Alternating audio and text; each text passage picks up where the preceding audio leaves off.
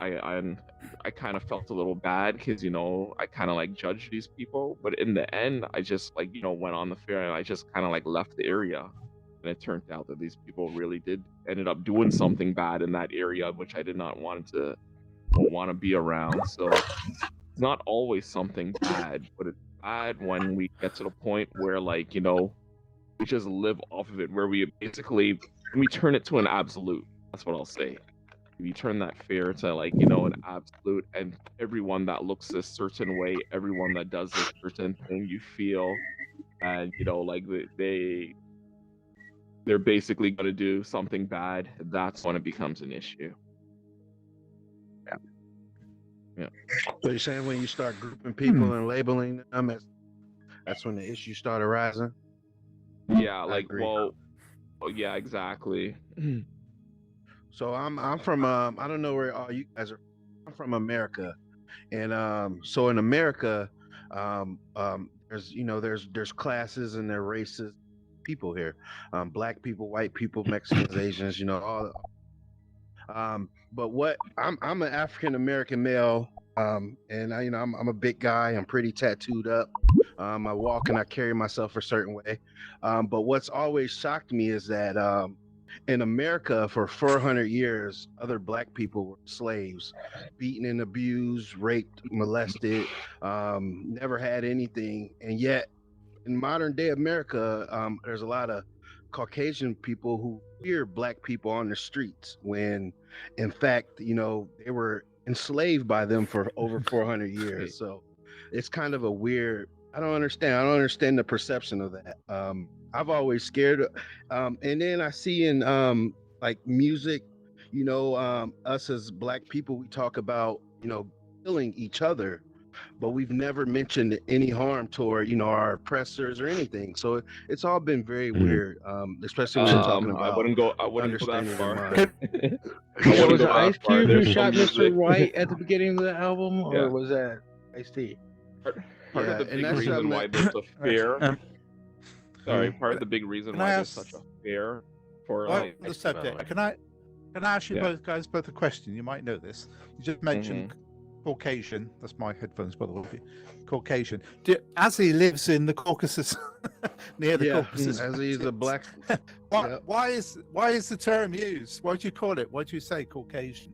Where does it come That's from? what they call it here in America. Yeah, that's what they call it. Yeah. Yeah.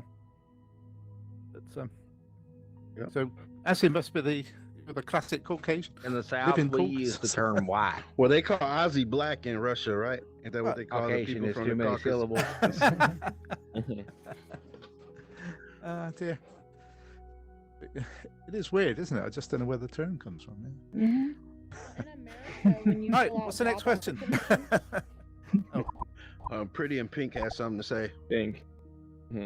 I'll pass you the mic. To answer his question, why people usually say Caucasian, because when you fill out like job applications and everything, or even when you're filling out for school, it asks that. It says Caucasian, African American, or other.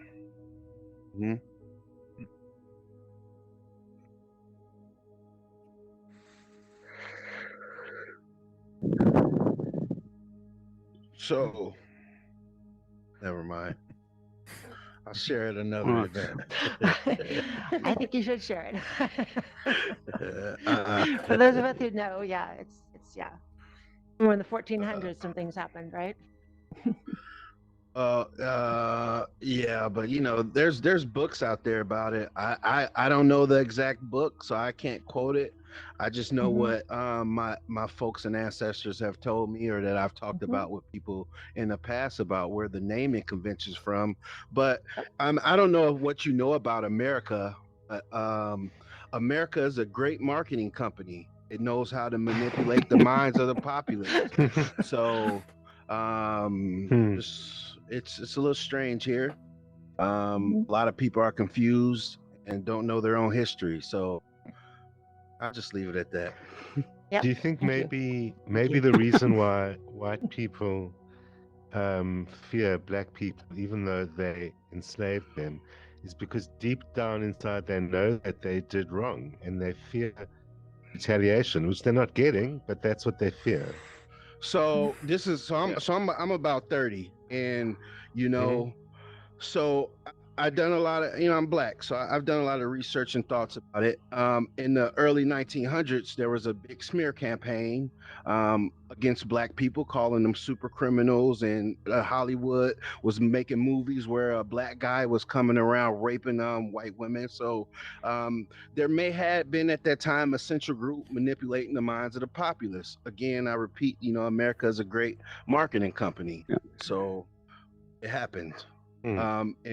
People are just victims of the brainwashing in the past. But deep down, do people feel some type of way? I think so. But and at that again, I think that it comes to people feel like if they acknowledge it, people of color want some sort of revenge. And so I'm from the hood, and we just want fair opportunities. We want a lot of people I know just want a chance in the world. We don't give a fuck. Absolutely. So people are missing that because we Caucasian people and ghetto people have different ways of living, in America. Absolutely. It is two standards of living here. So I don't know. Mendez, it's a weird place. Mendez, can I ask you a question? There also be a possibility that you are from the hood, right? A lot of times you live around there's other black people. A lot of times you're not living around other white people. So therefore, there's quite a few things that you may think of white people, which is wrong, which is the other way around too. Well, can I give you some? So I'll give you my history real quick. I grew up in the hood. I got kicked out. I never completed school or anything. I've been to prison. I got out when I was like 18. And then I'm a hustler. So I ended up right now I live in the suburbs. I own 2 businesses now. I deal with white people and I still do hood stuff all the time. So kind of been on both sides of the world. My wife is a white lady. Like, she's not ghetto white. She's white. She's like she said, she's from the nice area.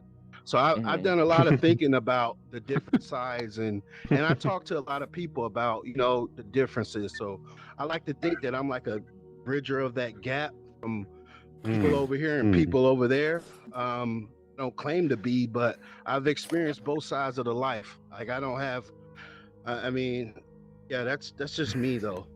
It's different for everyone. Good on you, mate. Yeah. I have a quick follow-up question to that.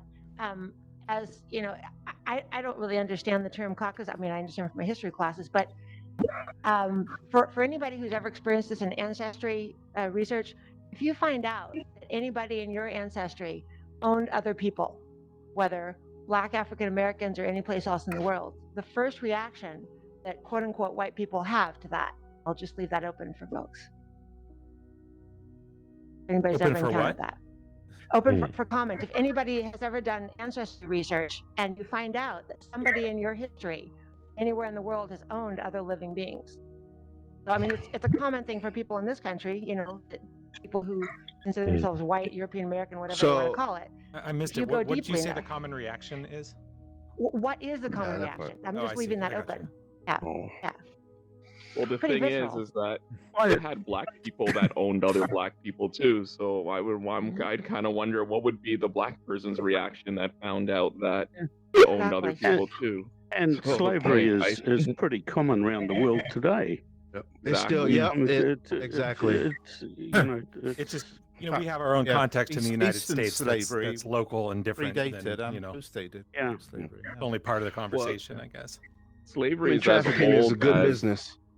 Slavery is almost as old as prostitution, to tell you the truth, okay? Like, it's been going on for like years. Slavery in the Middle East and beyond, and that as well, that predated and post-dated slavery.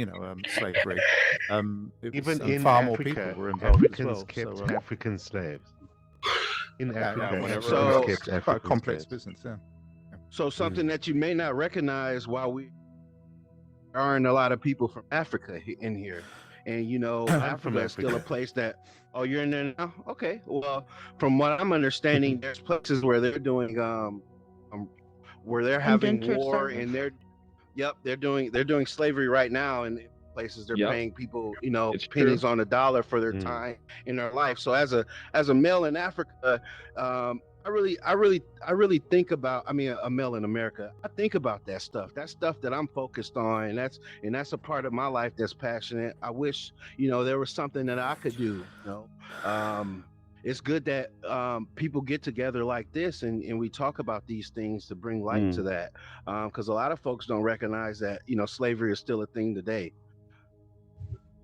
There's still war, yeah.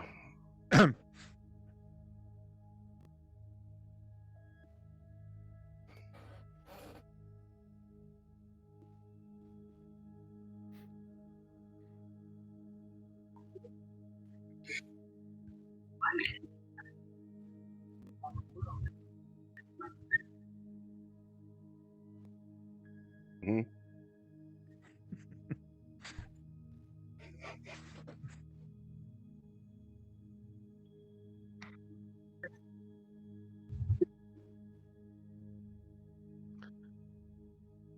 Yeah.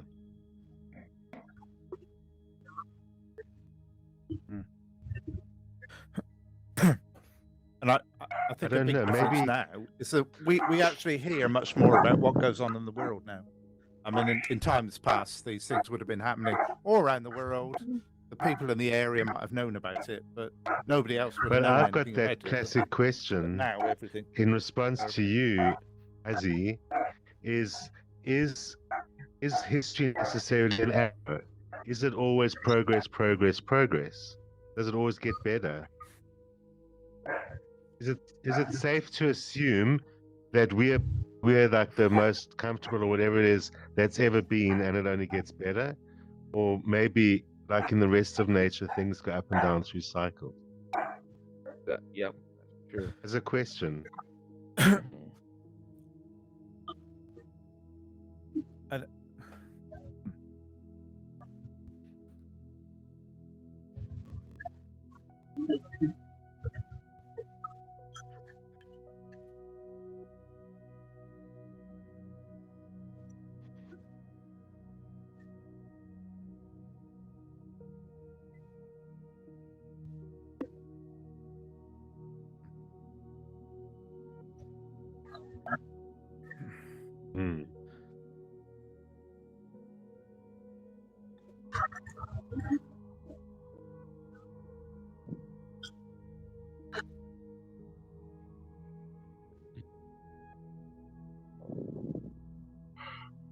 Yeah.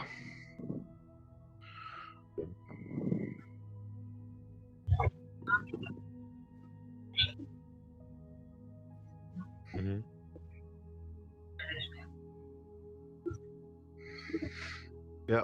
So I think it's real important that this is the first time ever that we have an opportunity to come together as a one world populace, for real. So like you got to think, everyone here, we're all from all different parts of the country. This was not possible The world, 20 years ago. Yeah, my bad. The world. This wasn't possible 20 years ago. So this, like she said, this is very unprecedented. So we do this event so that we have the opportunity to share what's going on in the world, and talk about it, and open up our aspects of thinking. And that's important. I'm pretty pessimistic on world based on where I'm from and my experiences. I don't think we'll get better in my lifetime, but this is a start. I think communication is where it all starts at. Unprecedented place. You can ask someone from another country, hey, how is it there? What's going on? And this has never been here before, even when phones. So I just want to add that. Yeah.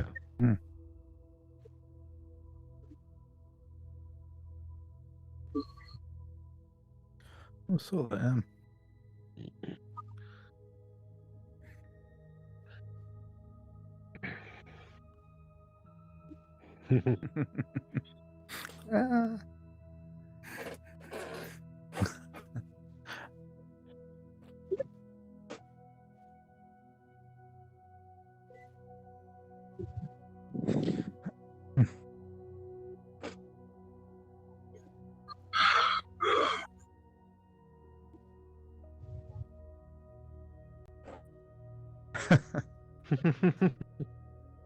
And in the West USA and Canada as well. Yeah, so that's it. Yeah. You could go,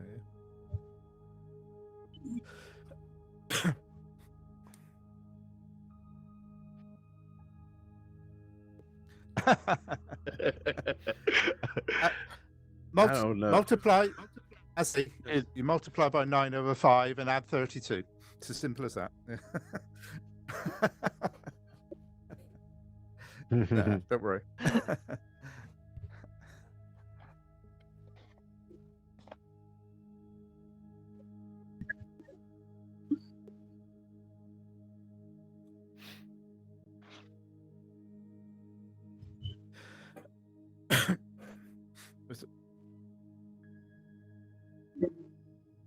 Yes. Yeah. Yeah. Yeah. Lebanon. Yeah.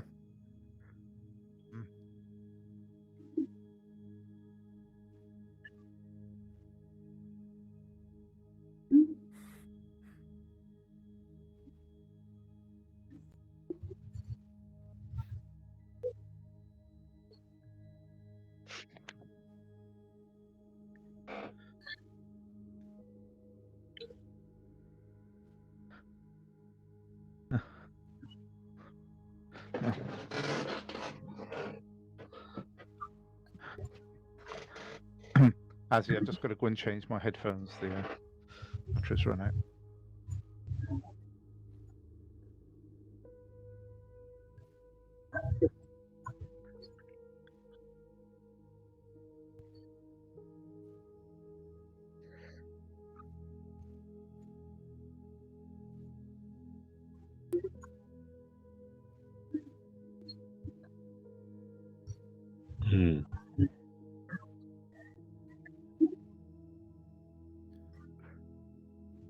I have something to say about what Mendez was saying before.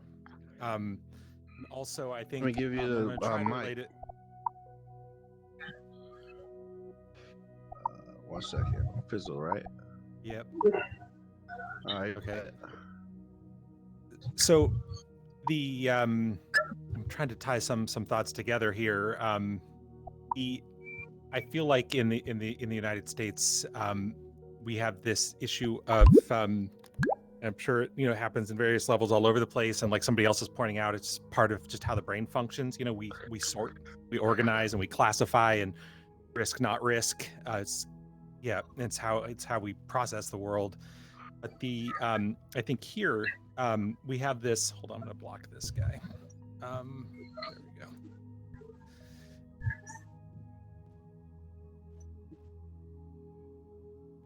We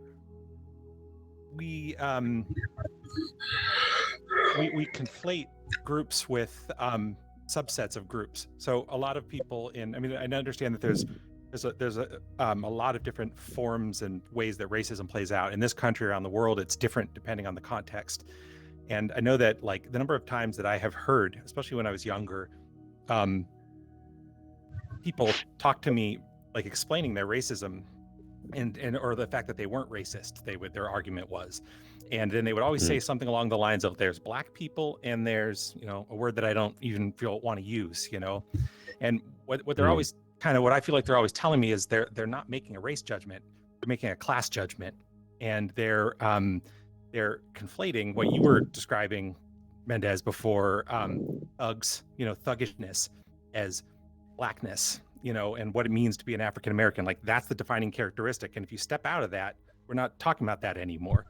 So it's kind of a way that the culture, whether that happened organically or whether it's been steered, it's probably both. Kind of feeds back into this thing of like, this is what it means to be black, and these people they're not that thing that I'm talking about. We all know what I'm talking about. We're talking about black people. That's a lawyer, and that's all of a sudden nobody can think through that unless they're willing to challenge.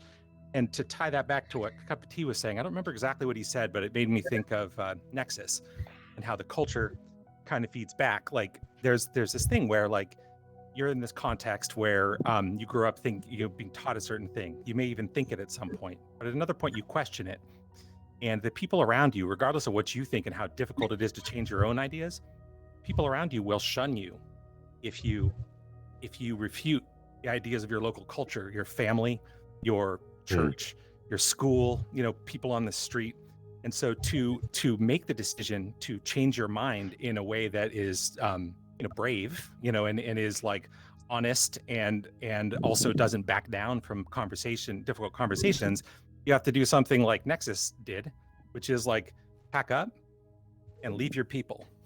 And get away from them. And so that's like we have the culture feeding back into these ideas, and then at the a more zoomed in level, we have our local culture, families and things like that, feeding into this same kind of like stability, whether it's positive or negative. It's things stay the same, equilibrium. And then we have our own personal sense of selves feeding back into that also, and it makes it really difficult, right? So that's why it takes work.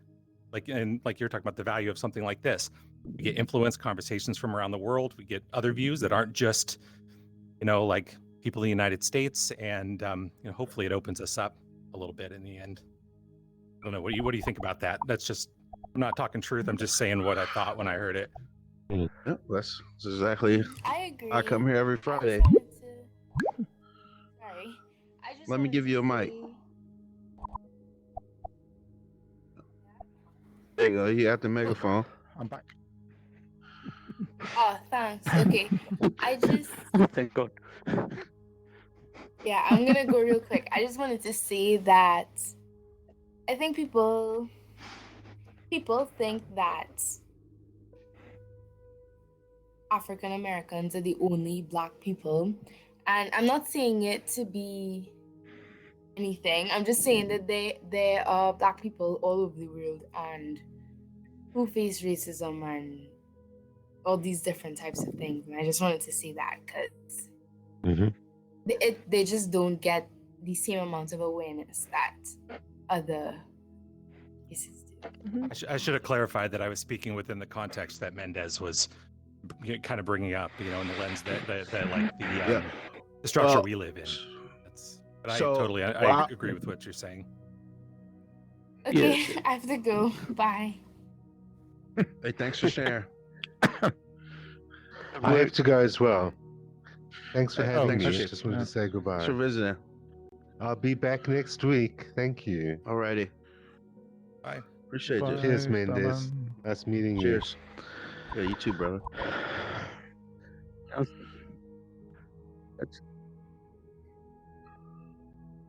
Yeah.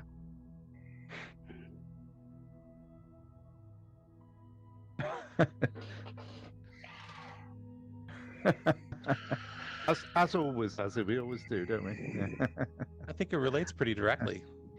Yeah, same. To the part of the conversation we had before about the, like, when we took it out of the grand scheme, I guess it was the point that I was making when I was thinking about like the meaning of life being only relevant from our perspective as human beings.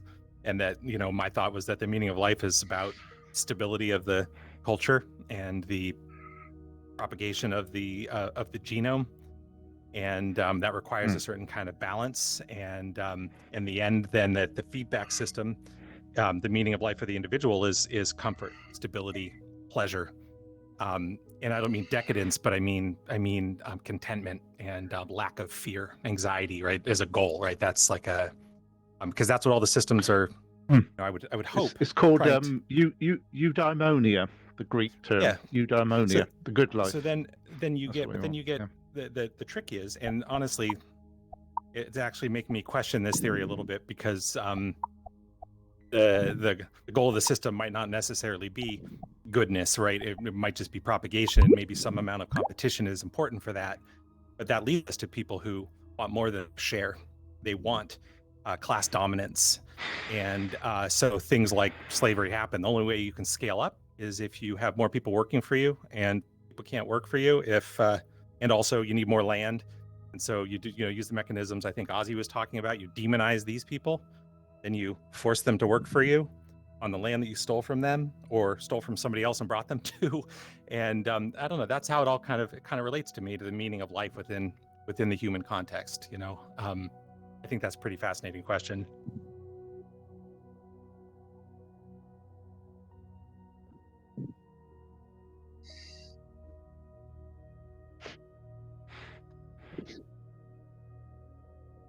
Yeah, I don't know. I've been thinking about sharing something with you guys. I might be a little bit of an anomaly. I'm half native where I live, and I grew up in the white side would say things about the native side, and native side would say anyway. So I grew up in two worlds, sort of. Yeah, and I joined the army a long time ago, and in the army, I was having a bad day, and we were eating dinner, and on one of those long lunch tables, like Harry Potter, and someone goes, "Watch your ass," and I felt a little bit anxious. I was having a bad day. I was like, "What's going on?" And he goes, "The Navy's here," and I kind of relaxed and laughed, and then someone kept yelling my name, and they were way down the table, way down the table, and it was a black girl. It took me a while to lean forward. I finally leaned over and looked down the table, and she leaned forward and looked down the table at me, and she showed me her name tag, and she had the same last name as me. And you were talking about how people react, and I had a strange reaction. I don't know, maybe it was. I thought I was really happy. I mean, she was happy too, but I was actually excited. I was kind of happy. I don't know. It was just You were really excited. He's like, "Oh, cousin." Yeah, that's what it was like. And I never talked to her. I never got to ask her anything, but it cheered me up.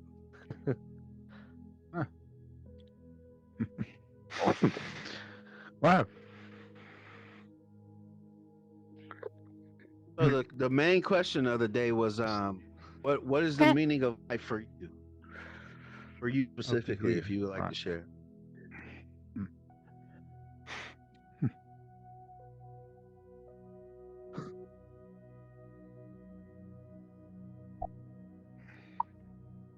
Yeah.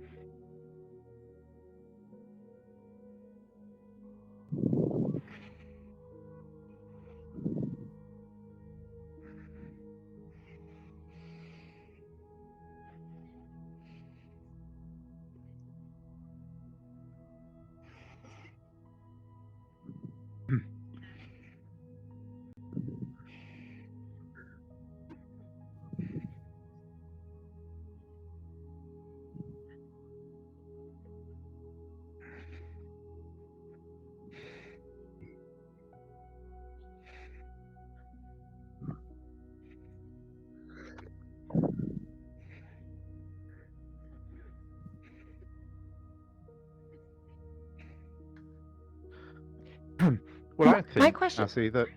Oh, okay. Go ahead, Sorry, go ahead. carry on, Nexus. Go ahead. You go You first, Nexus. After you. I just wanted to clarify the terms moral versus morale and whether those terms are quite different. I think. Yeah, go ahead. I think Cassie was just. You meant morality. You meant morality. Yeah, I think she meant morality right? when you said just said it was just a. Yeah, she's not an English native. She's yeah. No.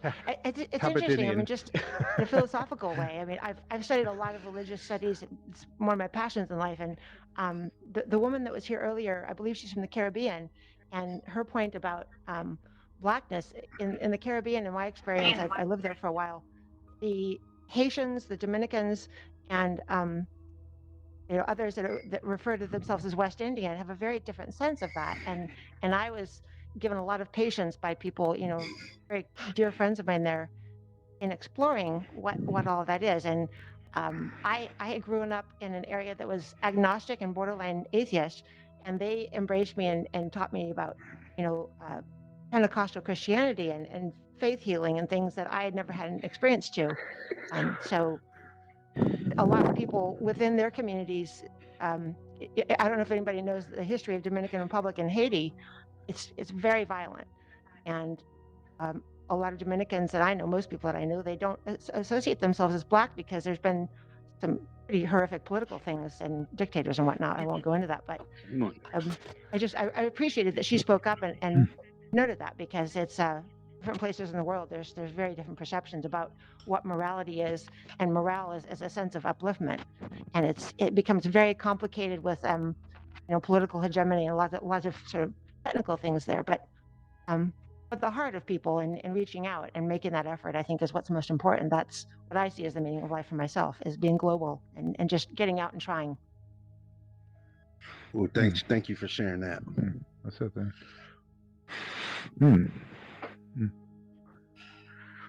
Is morality tied to religion? If you have no religion, can you have morals, or are they ethics? Yeah. Or semantic. My statement to that was that purely semantic.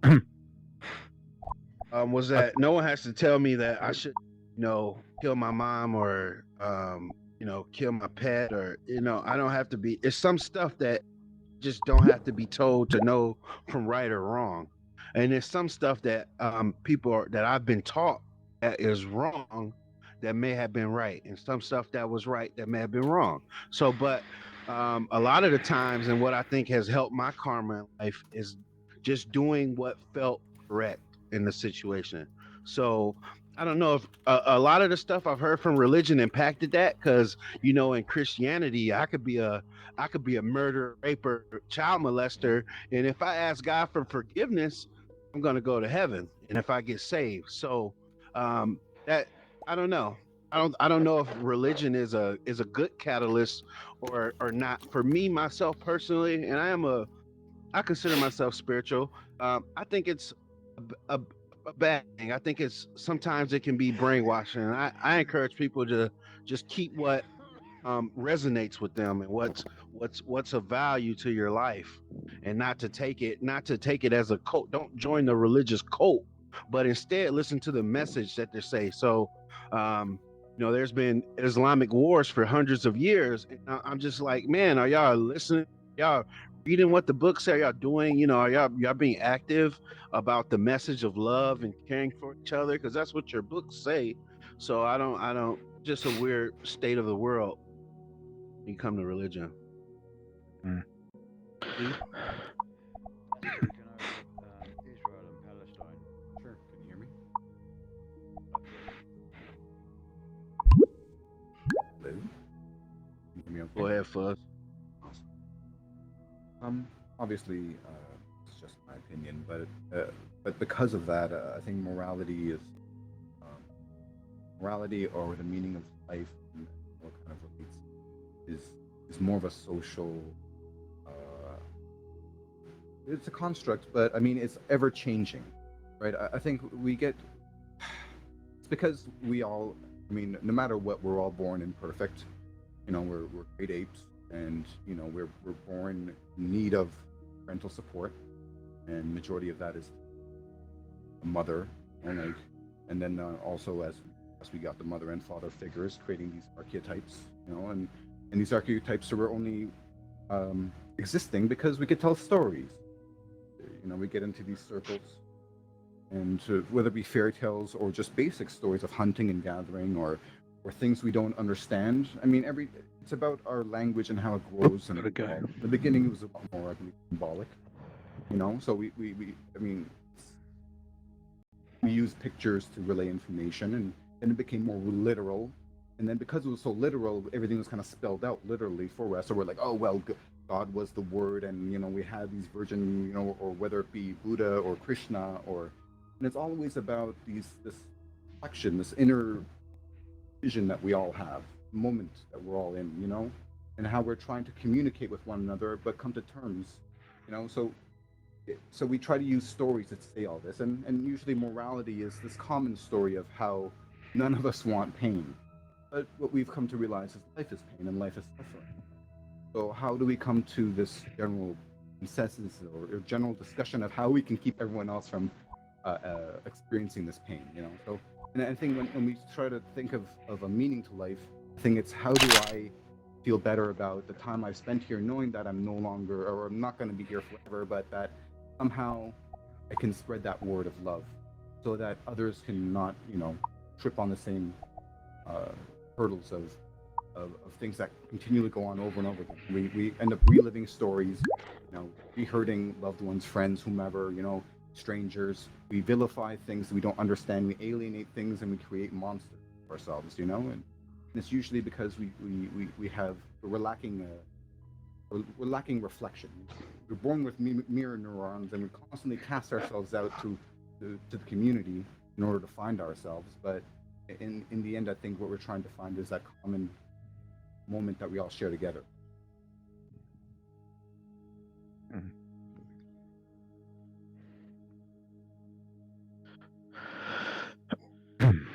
Nexus had her hand up. Oh, mine was sorry. Did undo that. What's that? Oh, okay.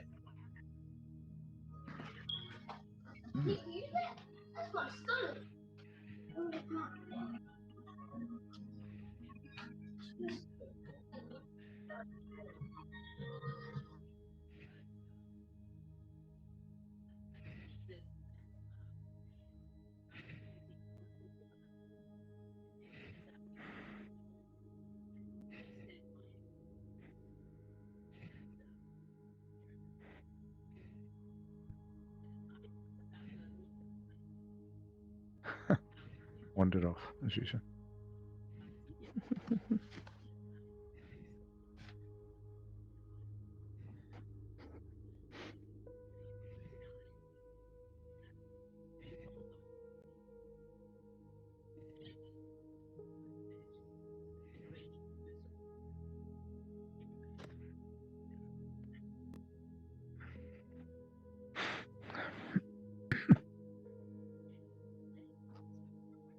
Is that another question?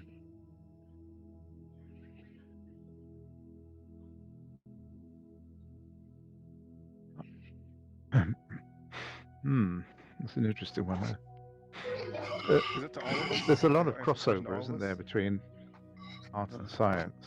Yeah. Is art the final product, or is art the act of doing it? It's both.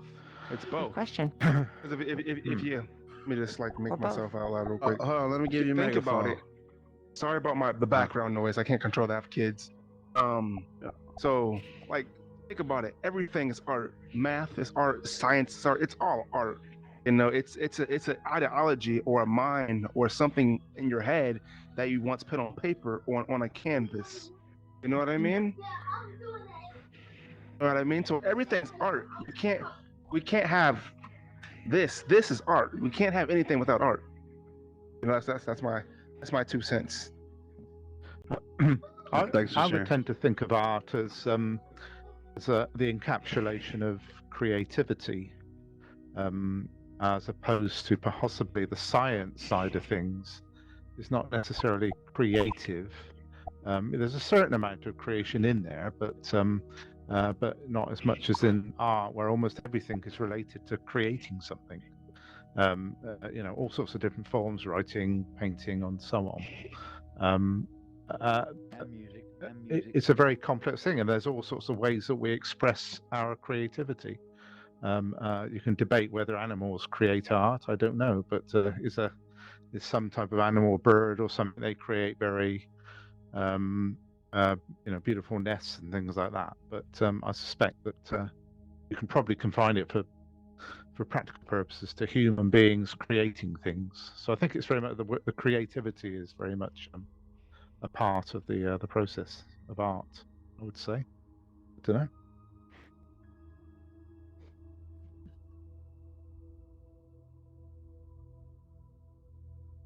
JJ.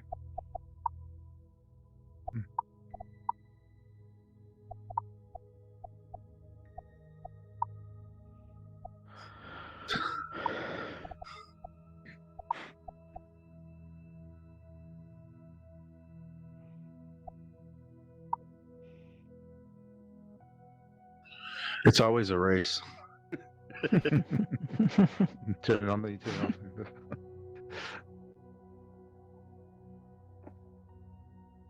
You gotta unmute yourself, JJ. Yeah. He does. But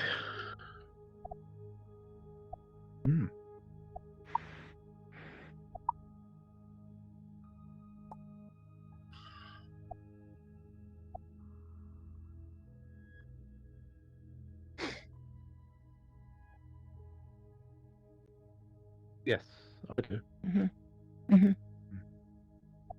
Raise hand. oh, so it's been there? Oh, I didn't know it was been there this whole time. Oh my god. Oh man.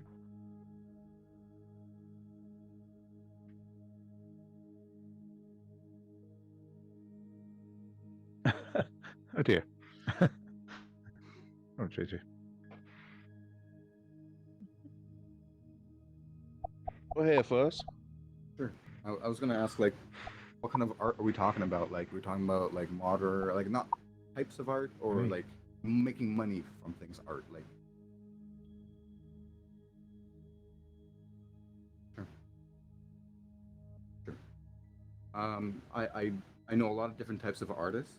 You know, I know there's artists, and then there's designers. You know, there's fashion, there's music, there's so many different things. I mean, as other people have stated, you know, this could be, is it the way of doing things? Is it the art of the thing? You know, is it it's such a vague term. I mean, we can start so wide and then kind of work our way in, but I kind of want to know, like, you asking the question, what is art? Like, I mean, to me, art is just a word, and it's over encompassing and doesn't really say much. It's kind of like God or anything else. It's so vague. It's kind of covers too much in order for it to be taken really seriously in any, you know, like one thing.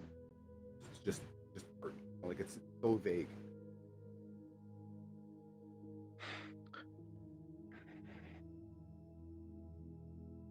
Well, that's what I mean.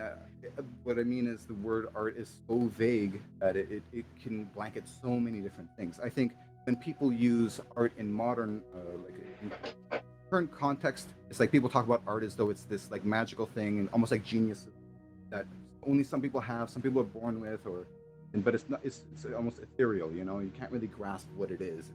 It's always something that one of our outliers sees, and then the rest of us were like, oh yes, we all saw that all along. You know what I mean? It's this almost like eureka moment. And then everyone's like, yes, eureka, but we've all been looking for that word, and now you've come up with it. But it's difficult. I mean, then nowadays we also talk about artists, whether it be you know, whether it be like lyricists, or whether it be poets or writers. I mean, and each one in itself is a way of communicating different ideas, but in a way that we can all agree. But it's so hard. It's very ethereal. I mean, sometimes you're like, well, is that person really good, or is it because they were born rich? Maybe they had some good art friends. Is it like, it's so hard because a lot of it comes down to commerce. I mean, the more you look into certain things and the history of things, it's about marketing teams and propaganda, and a lot of this comes down to so many other things. I mean, art and religions hand in hand. You know what I mean? It's an easy way of communicating ideas in a very generic way. I mean, I show you a picture, it's worth 1,000 words. So whatever you take from it, as long as you feel happy about yourself, you're gonna like it. So it becomes almost, once again, ethereal, it's intangible, godlike. You know, it's epidectic rhetoric. It's made golden. You know, everything is like, you know, Nike brand, like, you know, the person is a genius, or you know, it's like, no, like, I think true art is in every person and how they can put forth their experience in a symbolic way, whether that be visual or auditory, whatever, any one of our 5 different senses. It could be taste, hearing, touch, you know, but it's a lot. But I think it drives us because it's very emotional. Oh, you're going on trippy trip, are you? Can I,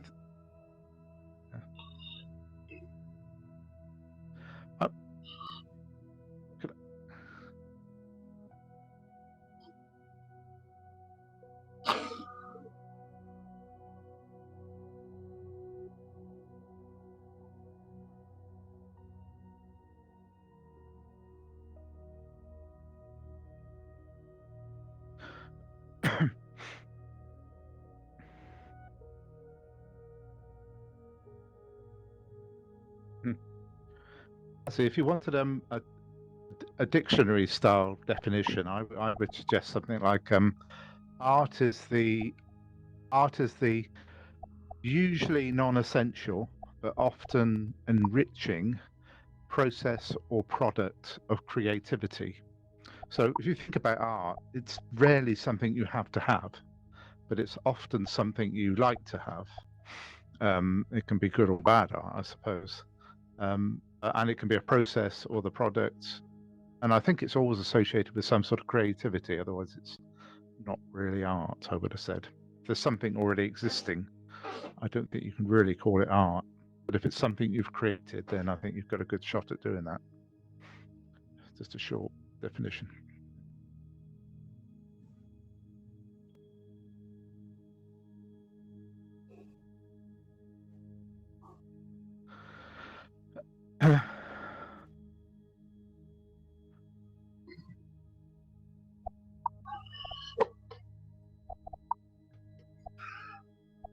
You might have to unmute yourself too.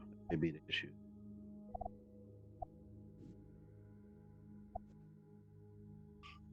Hello? Speak.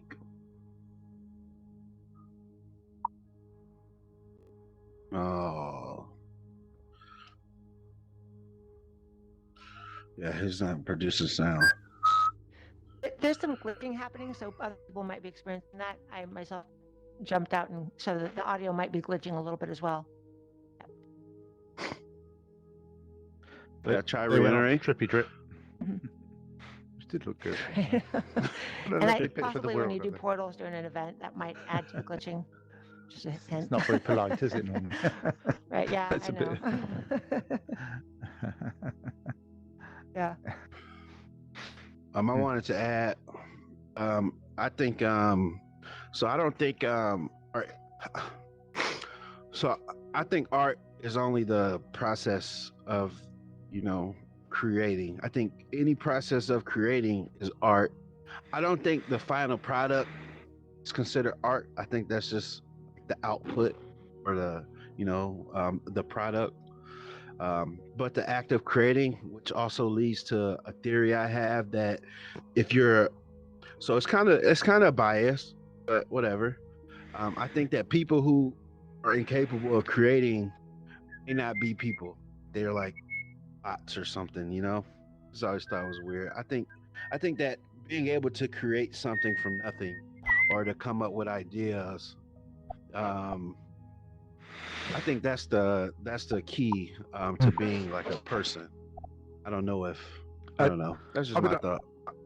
I would argue, I see, though, that art has to include the product as well. I know it can be the process, certainly, but otherwise you wouldn't have museums of art if it didn't include that's the my product. point. I don't think that's appropriate. Like that's a little weird to me. The whole going to a place to look at pictures, that's a little weird to me.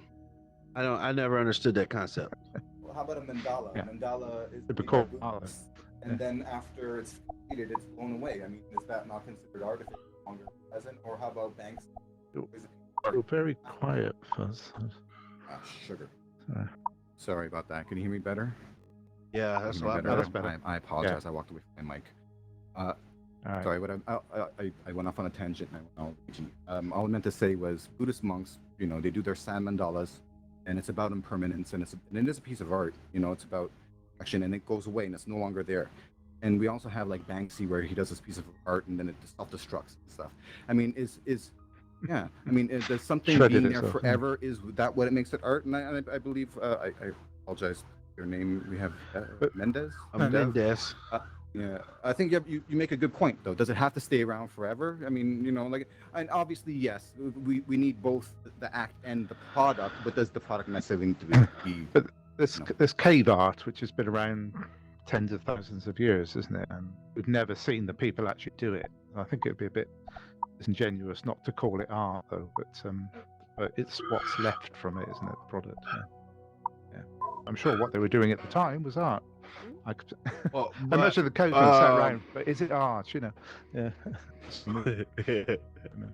Or was it? I don't know. Is it also a commodity? Is there less of something make it more valuable? I mean, I have so many talented friends that can do the most amazing, things ever. But but because Da Vinci did it, 100 years ago, no one taught him. It's not as much of a thing, There's a lot of artists nowadays that can do amazing pieces of work, but because it's so commonplace, it's devalued too. So I wonder, is it kind of a is it forever this fleeting thing? You know what I mean? It's always something that we don't have, like, but what's the consensus behind it all? Like, is it about good art? Like, and what makes art good? I mean, we have, as you said, it's something that didn't exist. Then we have like toilets. People go, yes, you're right. Everything's subjective. Was it in the, my son was telling me the day, the Museum of Modern Art in New York on a school trip, and he actually said there was a blank canvas there. And somebody said that was art. I don't understand it myself, but yeah, a blank canvas. I said, we got 4 of those up in the loft, $1 million each. Yeah. Yeah, the statement. Yeah, I like that. I don't know. Hi, can you hear me? Well, I'm a musician and a photographer. I have 55 years. So what I can see now is that the concept of art in the, sorry for my English, it's really bad because it's not my Sound really good to me, be honest. I try to express my thoughts. I think the concept of art changed in the history, right? It's not the same now that it was 200 years ago. But I think the main thing about art is expression of feelings. The media doesn't matter, right? If you are expressing something, creating something that express things, some feelings, you can call it art. The product doesn't matter really, right? There are many theories about that, but I don't think the act of selling what you are creating is art. I don't have nothing against that, but the purest concept of art is just expression and creating some ways to express feelings. That's my 5 cents. I like that. Mm-hmm.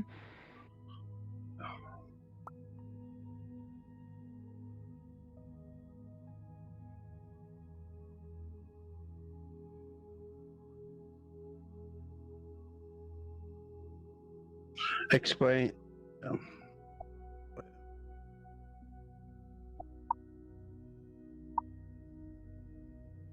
What do you mean by get? Yeah, what do you mean by get emotions as well?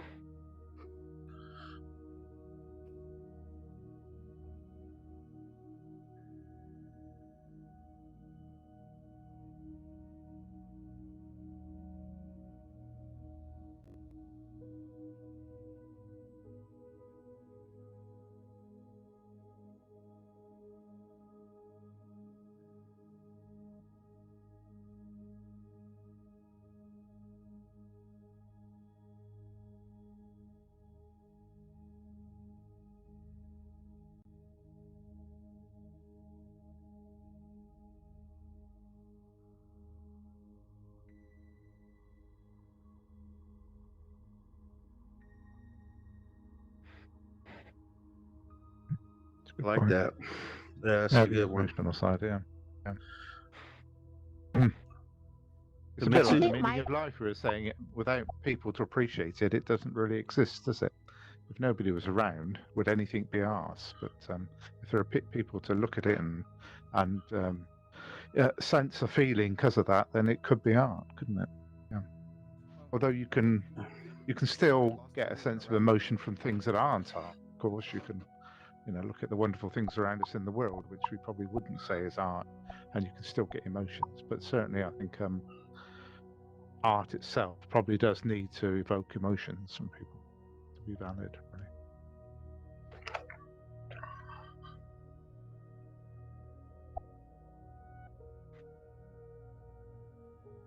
I'm here. Hello. Huh. Hello. I haven't been here in a long time. You look different. I just the things I want to say is I think you all said it. I agree with the gentleman here, the purple gentleman, who said it's about expression. Definitely a big chunk of it. I also agree with you. That's what I wanted to add. It's about it should resonate, right? I don't think it's one or the other. I think it's both, and each one separately too. You can create art for yourself and be happy, and if it doesn't resonate with anyone, I think it still counts. And the same way around, you can generate art just because you're really like technically good at it, but it doesn't do anything to you in any major way. But if it resonates with a lot of people, I think that I would count that too. And someone else actually mentioned the time part, which I think is also a big part of it. It's like there might be pieces of art that are no longer considered art today because it doesn't resonate with anyone anymore in any major way. But they have or been. the contrary, the contrary, like Van Gogh, that wasn't had the value when he creates his paintings, but now is like really well-known painter. Yes, exactly, and that's the opposite way of the time I mentioned. There might be things that are truly incredible art that we don't understand yet because we don't resonate with it in any way yet. I have a question about the resonance. I mean, I'm currently looking around and I'm experiencing art everywhere here, and this is living, creating art. I'm wondering if other people are experiencing that as well, because to me, maybe you create art and you don't see what you're doing as artistic, but I think it's a combination of a lot of experiences, and this is an extremely profound thing in Altspace for people to have digital art, coming together, and the people who are doing things. I heard Jimmy Zhang yesterday in Simulation Ninja was talking about the process of Altspace, and I just think this is exactly where we are is a profound experience of art. I was thinking about that when Kimitsu said was talking about being technically proficient, so creating something even though it's not like resonating with anything in you. Exactly. The thing is that I feel like that person who's doing that might not be like doing the same thing that somebody who's got some other creative process where they're like looking deep in and like exploring what this makes them feel while they do it. Like that might be one person's process, but a technical person, whether they know what they're doing or not, is working within the context of their life and culture, and that's the reason that what they made resonates with other people. So it's like they could be exposing something about themselves without even thinking about exposing something about themselves, or sharing something about their perception of their reality that other people can see value in and resonate with. And so I think that would sort of be an argument toward the thing that art is always some sort of external representation or present or expression of your experience. I don't think that defines art, but to me, I feel it's hard for me to imagine art or literally any output, anything anybody here has said or anything, without there being a component of an expression of who they are, where they come from, the culture they live in, and experiences they've had. How about AI-generated art? How about AI-generated art? Yeah, you give yourself the mic. How about AI-generated art? Do you think that would be accepted as art to a certain degree, or even programmed art, where we're using AI to augment our creative process?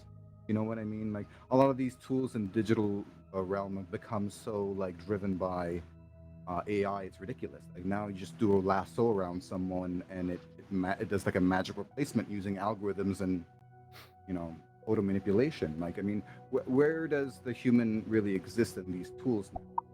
Like a lot of the tool is physicists algorithms that have been put into like to do like special effects for film or like do your avatars right now with motion capture.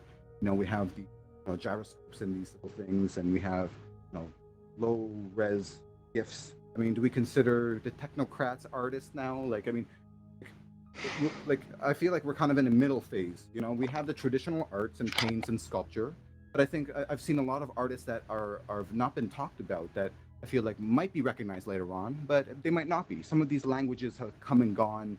Some of these concepts have come and gone, whether it be on like, it's interesting, but I don't know. I wonder, is it always going to be about the emotional drive, or is there going to be something more to it? Will it be data-driven, beautiful art? Okay, I'm gonna let go. Sorry.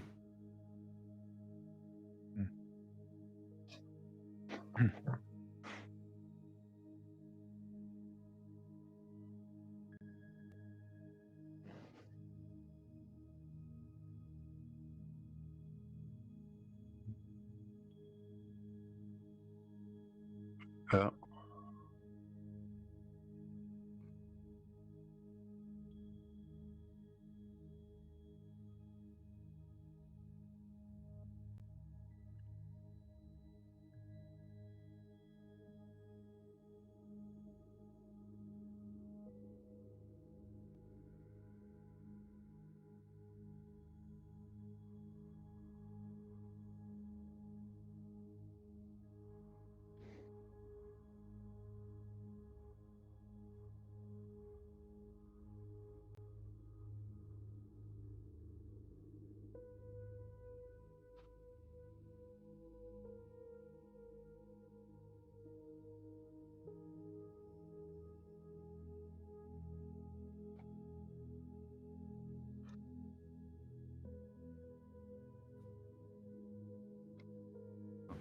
Well, not just AI, but I also feel there's a lot of programmers that haven't been getting a lot of like beautiful. Like there's some great like G-Monk. I don't know if anyone knows of G-Monk.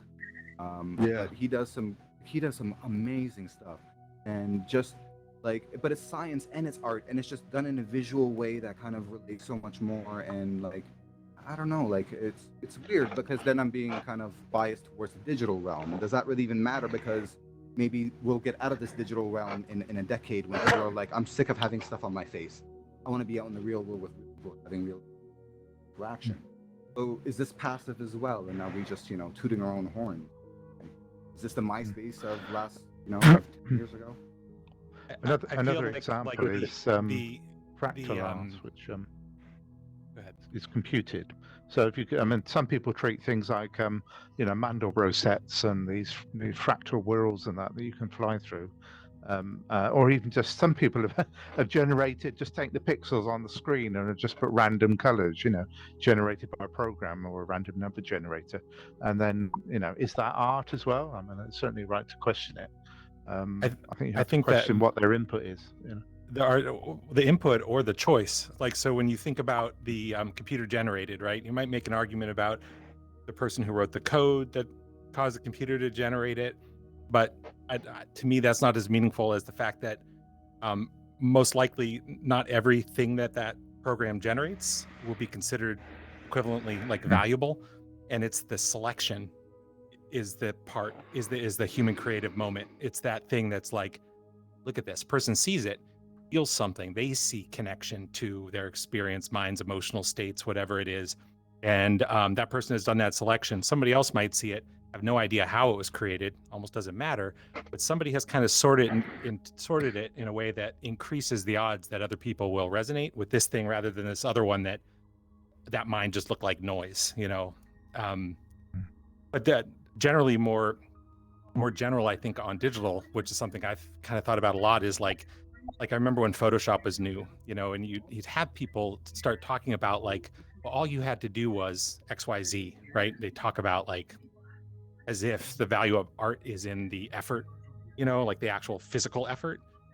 And sometimes it is, right? Like you have somebody who can sculpt something very, very realistically, but some of our most prized art is like really kind of abstract, and I don't know, I feel like it's a constant conversation, and in the end I feel like it's just like, look into it. I mean, we with art and we discussing it, anyone, I think all of us kind of are more creative here, so we're gonna have more of a bias. And I feel like maybe you've had been around more arty communities like I have, and what I find is, yes, there is a lot of abstract things, And yeah, sometimes they'll be, they'll be like, oh, well, we found this person in like the most impoverished circumstances, and they do the most profound things. Amazing. But what I usually find is any kind of abstractness or anything that comes down to very simple simple symbol usually is amongst like people that are really rich and they are almost in this bohemian kind of reality, where it's almost a cultural and social kind of thing that brings it to such a rise, where it's like club 54 kind of a thing, or there's so many other things that kind of affect these kinds of mediums and things. What I talk about when I mention the digital aspect of it is everything now we talk about. Yes, sure, we use pseudo random code to generate pixels, but that pseudo randomness is then used in fractalness of a cloud. We got to change the speed. We got to change the different iterations of how we generate like particles on such a large scale. How do you generate so many things on such a large scale without it being systematically driven? Then is that the computer doing it, or is that a human act of sitting and building? So what a programmer really does when creating tools and assets for creatives to use is think of what does a creative do, and how do they put it into a format where that person can use it in a functional way. An animator, might need a rig in order to have their things move really intuitively. Someone might be able to play that instrument better. So we have the riggers that give it to the main animator that does something, or then you might have particle effect system person that does something and gives it to someone else that helps create the visual images. Then a color correction artist. Like there's so many different aspects of it that it's beyond us. You know what I mean? There's no really a single artist anymore. We're all single little organisms on the shoulders of giants. And I think the idea of an artist is kind of one person doesn't matter. What matters is all of us. And I think that's what really we need to get to, and start glorifying artists, and start glorifying ourselves as a species, like, somehow, because we've done a lot of shit, and we keep saying we're the best, but our world is falling apart, and I think it has to be less about the story of the person, because a person will always die. It has to be more about the species as a whole, and how do we get beyond our own ego? And I think art is an integral part of that. We have to detach the ego and the persona. But it's so difficult. It's easier said than done. I agree.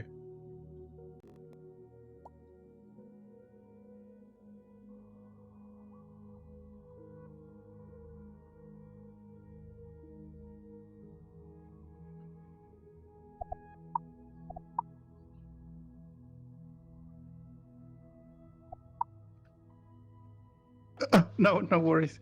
Well, I have more questions than answers.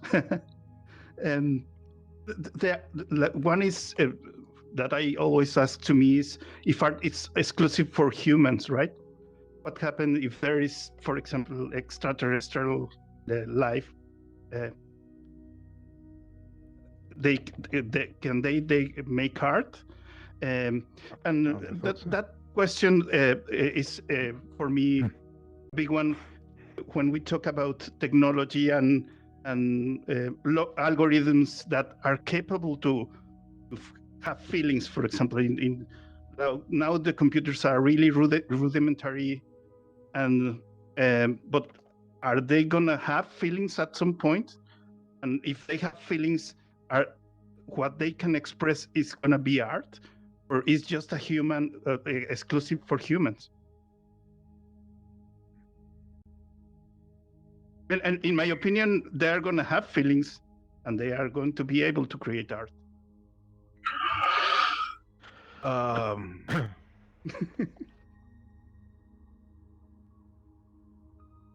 Yeah. So I don't know. I think I don't know. A well-written program. So it's all about perception. So if you were a program, and if you are a well-written program, and you knew another well-written program, and you guys would respond differently to a thing, and that could be considered feelings, just like we are all different and we respond differently to things we see. So I'm a programmer, and I've run across programs, and they're very intuitive. They're able to figure out details that I need and stuff like that. So I like to think, because I'm one of those guys with their heads in the sky, they already are at that point where it's kind of like feelings to the program, at least when they get a syntax error, or when there's something wrong with it. I think it's kind of like feelings, but it may not be perceived that way to us, because a program can handle an error. It's typing input or whatever, but at some point it breaks down. So that's all.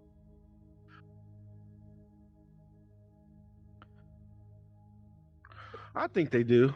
I think they do. I would consider syntax error a feeling. I don't know. I'm a I think you have a weirdo very like that. valid point. It's about our senses. You know what I mean? And human beings are very like, we have the five senses. So if something else has these five senses, we're like, oh wow, they're sentient. But it's more than that. I think it's about these feelings that we have are just maps, mental maps that we make. Because we have only five, we'll use visual primarily because we're primarily visually based. But when we don't, we'll kind of amalgamate things with touch and feel. So when we describe it, it has aromatic tendencies. We have, when we describe things, they can be visually beautiful, where we talk about how it glistens and things, but then also how it feels between our fingertips, how it tastes in our tongue, So with the computers, they are going to have feelings, but they will be, I believe, an extension of us. I mean, the way that the phone is right now, majority of us, including myself, I cannot think without the augmentation of a phone. Like, I need to Google it. There have been many times in my head, I'm like, maybe I'll take my mask off and Google some things before I talk about it. I'm like, no, I might as well get it out in the shitty format it is in my stupid ape brain, so that I can reflect on how bad I got it, so that I can maybe think about it some more and maybe get it out in a better format instead of totally relying on Google. I mean, I do rely on quite a bit, but at least I can try to use my own internal search engine to piece together all these different, parts of my brain.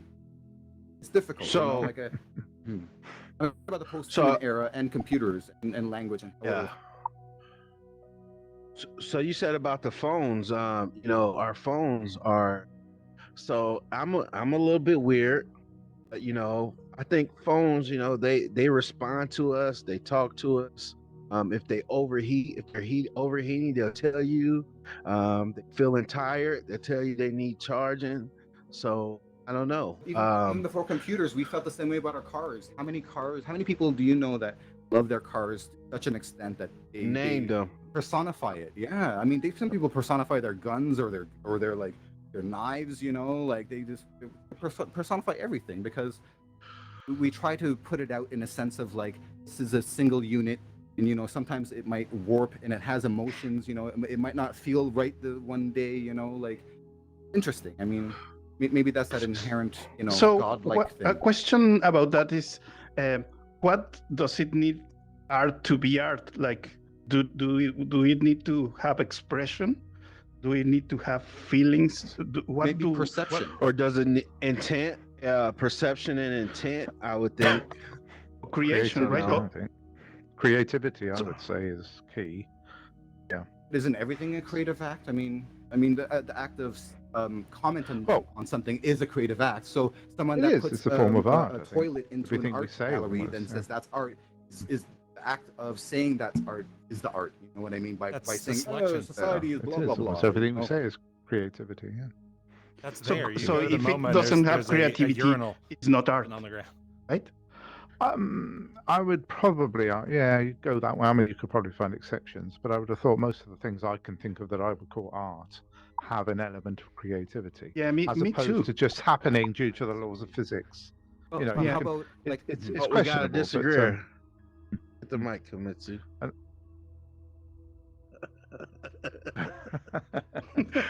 Leo hasn't. Yeah.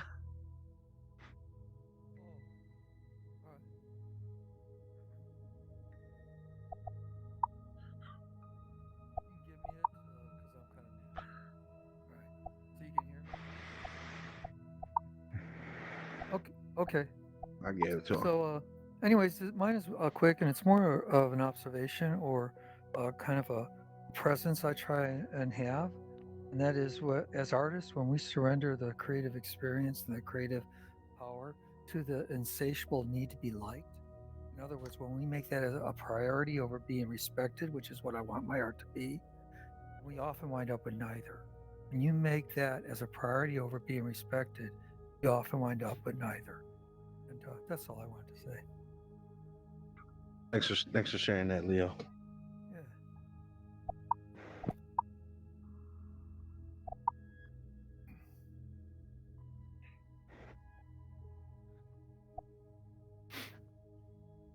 Yes, it was about the creativity part that I disagreed with.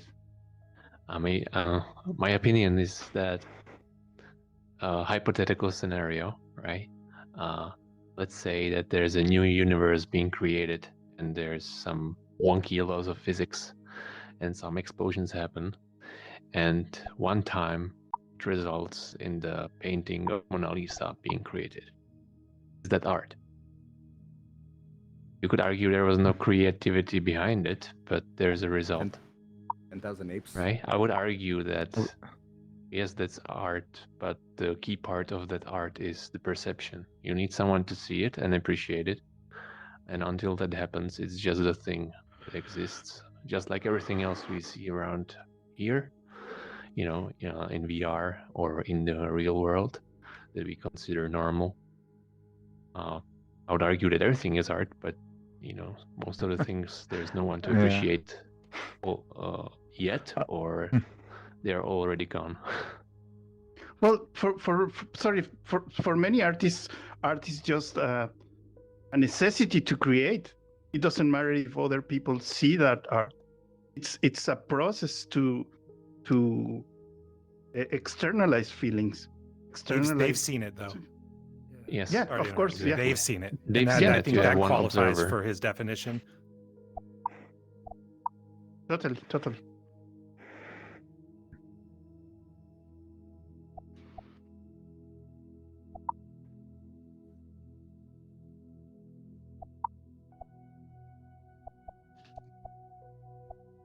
Hey there, Azzy. How are you doing? Nice to see you again. I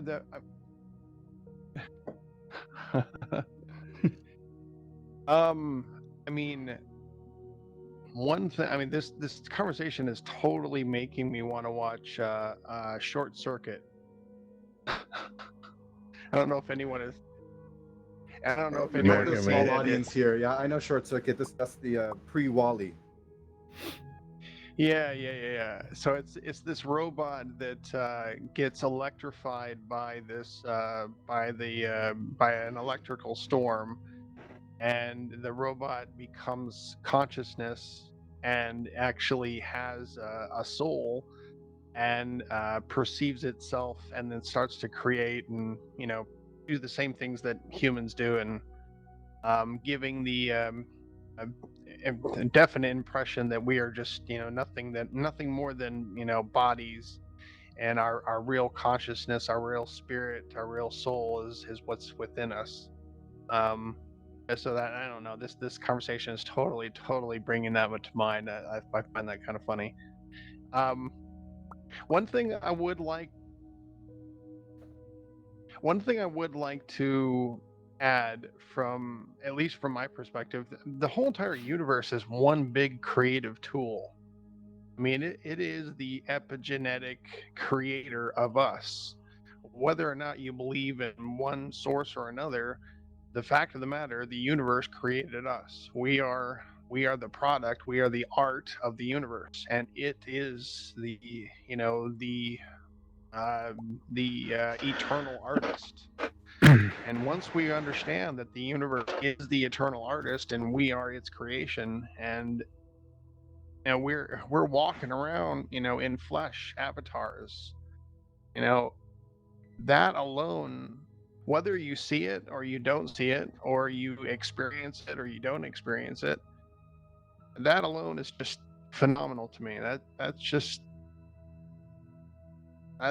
on a different level. That totally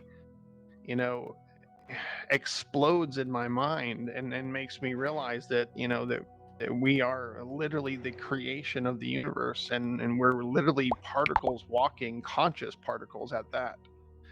Now, when we get to the place where we create a machine or we create a device and somehow it becomes conscious or aware, or, you know, the process of AI is putting a little bit of ourselves into the AI. So when a person actually goes through the process, I actually used to work at IBM for the Watson project, and I'm telling you, the actual process of embedding information into the AI is actually putting a little bit of yourself into the AI. If it reacts to certain things, it's reacting because it recorded what we did. So it's actually a mirror of ourselves. And a lot of people forget that or don't know that it's literally a mirror of us. And so when it starts to respond and when it starts to act intelligently, we forget we're the one that put it in there. And that's the same thing with children. You know, my child is a mirror of me. Everything my child has is what I put into my child. Of course, there's epigenetic and there's, you know, universal, you know, constructs that also are there. Outside influences, yeah. Outside influences are everywhere. I mean, right now, all of us are outside influences to each other. But this conversation is helping every single person grow spiritually and physically. You know, in the universe that we see before us.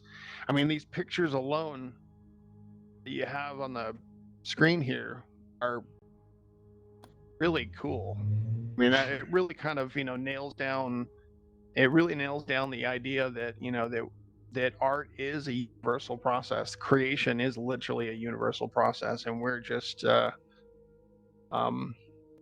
experiencing it. We're a little, you know, we're little AIs that the universe created.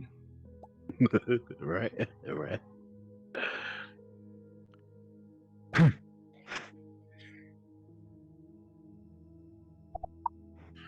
Yeah, we're not gonna.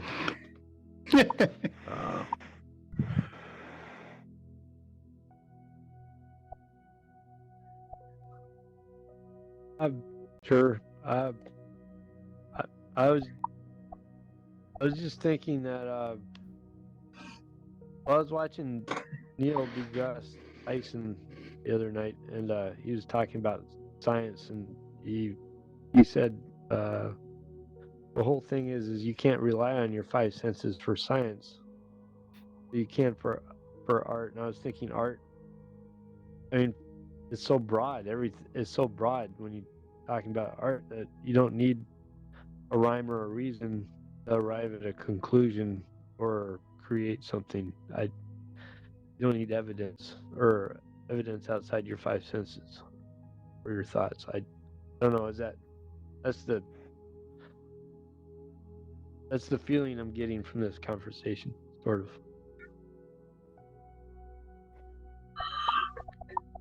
Thanks for adding that. Boy hasn't had a space. He wants to speak up. Go ahead. Hey, what's up? Can you guys hear me? Yep. Hey, yeah. So I just joined like kind of late, so I'm not sure what the topic was, but I saw that the title was Unified Theory of Everything, and I'm a part of a religion called Hyperianism, which uses something called ontological mathematics to describe the universe and the existence of basically, you know, what the nature of existence is. And yeah, so if you wanted to check it out, there's like somebody was talking about you can't like trust your five senses. Well, that's actually 100% correct. The only way we're going to be able to figure out, you know, what the nature of our existence is if we use mathematics, because mathematics is the only way for us to actually know things, right? So, yeah, I just wanted to share that, I guess. Thank you.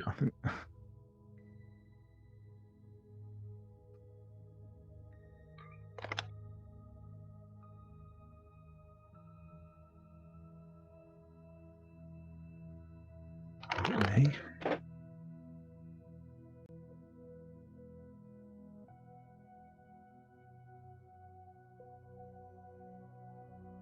Yeah, definitely.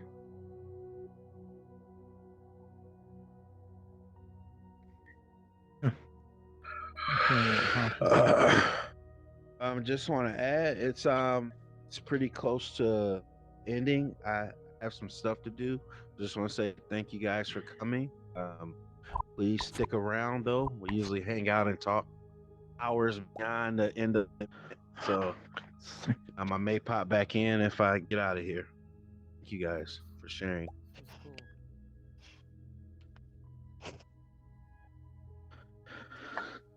See Mendes.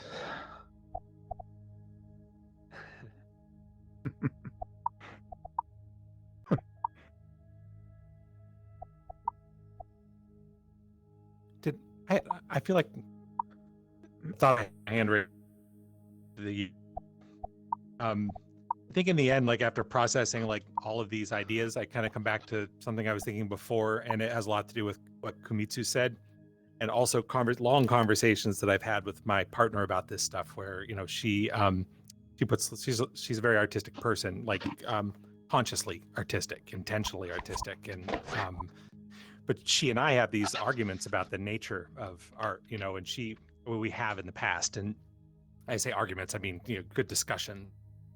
And she has this idea that everything is art, and it's really hard for me to wrap my mind around, because I realize that my intuitive sense of what is art requires observation to so that say that something is art that has never been observed and is over there and has no mind is hard for me to allow for. But kind of like what when Buzz was talking about the AI driven art, and that's what, and I said it before, like to me, when I hear about that, it's the act of selection, and maybe the creation of the AI in the first place, but the act of that a person made to select that output is the creative moment.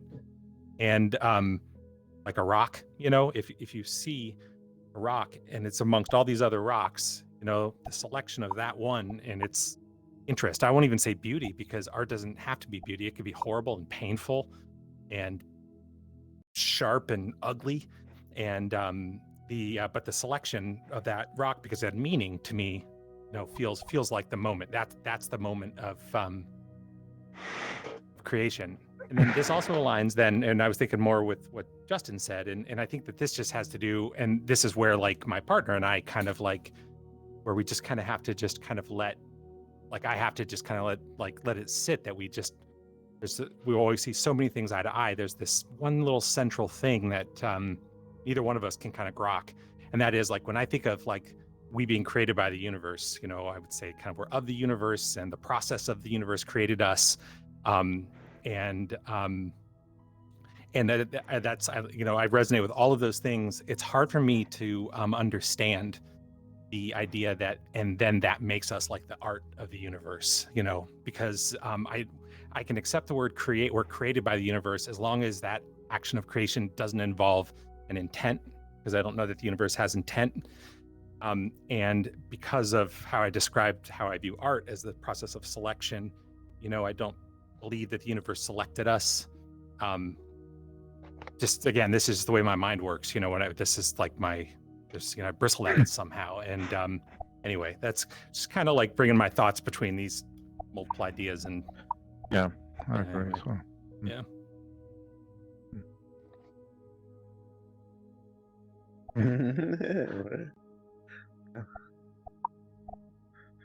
Oh yeah. Yeah. So, about the elements that are needs to have. Does it need to be original? What makes original a piece of art? In my opinion, we are always mixing experiences.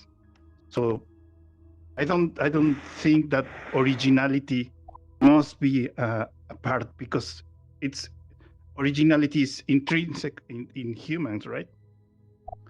For example, in the new music, you are taking bits of everything that was created, bits of Led Zeppelin, and then you put something new, different loops. Is that an impediment to create art, or is that art, or is not art?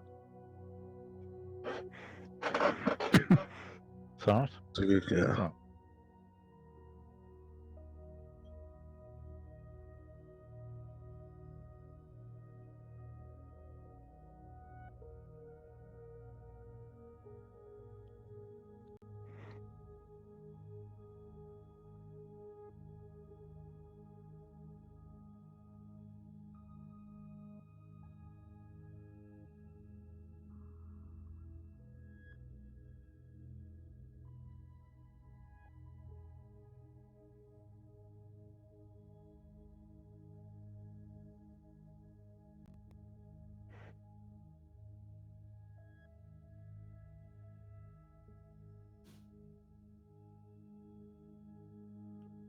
So that's sorry that I interrupt. So if you are gathering all these bits from different parts, you are not really creating. You are merging things in Compiling. one new things, right? Or you are. Okay. Sorry, Azzy, yeah. I think there can still be an element of creativity, even though things are built from other parts. I mean, you can argue, and on originality, you could argue. Sometimes it's very difficult. You know, would two artists ever create the same picture? It's probably unlikely because of the number of possibilities. But you can imagine that somebody might take a load of a load of blocks, and build from them some, really artistic thing. And because there are only a finite number of arrangements of those blocks, it's entirely possible that somebody else could build the same set of blocks. They could actually be identical. So in that case, you can have two matching things. But I think they'd still both be original. I think something's original if you just didn't know that it existed.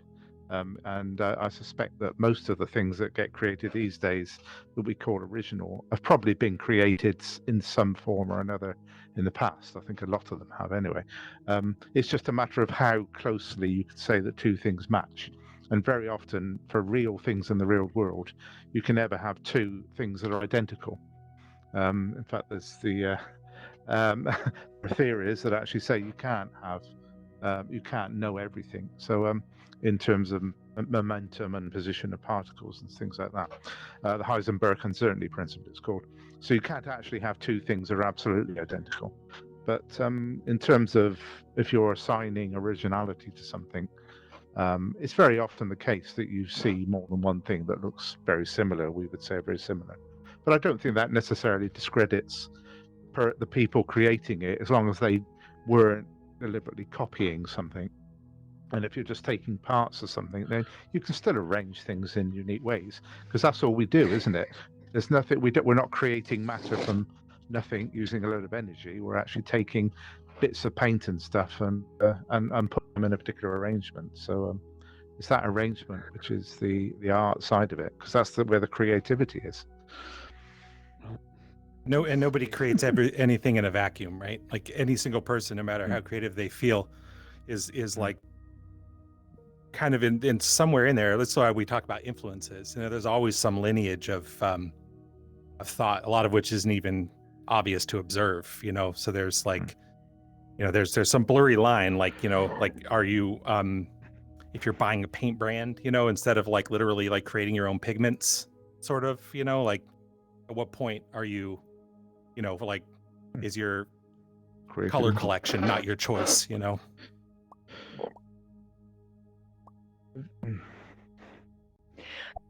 Yeah, well, I wanted to agree also that I think that, we could go down to a particle level of infinitesimal, pieces that we're recombining. But yesterday, a friend of mine said something very surprising and wonderful. He said that he is no longer taking any commissions for art, and he's been a professional artist for many, many years, because he just had maxed out on doing art for other people, and he's doing it strictly for himself, not necessarily ever to be seen, but because it's his own experience. And so a lot of my friends, we had been worried about him. He went through a lot of difficulties, and so our first impression is, let's help him, resuscitate. Let's give him some ideas, and he just absolutely went about face, and it was just really extraordinary.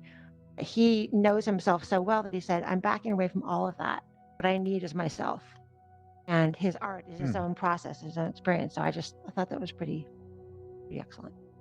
Well, one interesting question that's related to what we've been saying tonight is where does the creativity come from?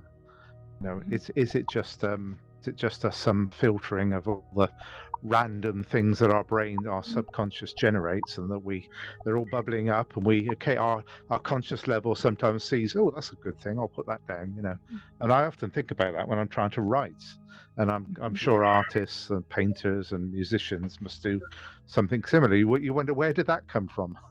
and I do that all the time. You think, where did that come from? Have you ever noticed like musicians, like every once in a while there'll be a musician that shows up and they make music that is just like music they made 100 or 150 years ago. They came out of nowhere. You ever notice that? Like,